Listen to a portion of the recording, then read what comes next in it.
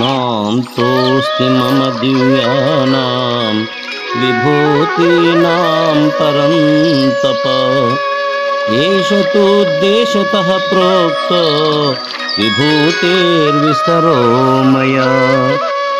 అర్జున, నా యొక్క దివ్య విభూతులకు అంతమే లేదు. నా విభూతుల యొక్క ఈ వివరణము సంక్షేపముగా చెప్పబడినది.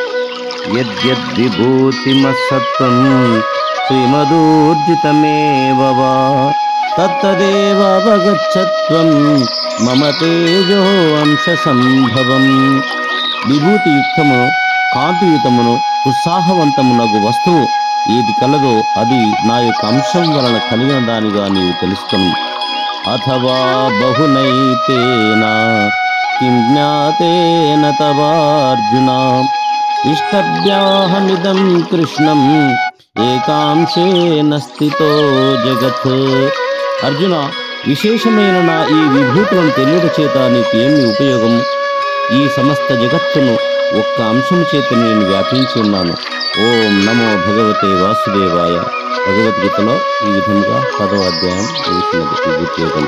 ఓం నమో భగవతే వాసుదేవాయ.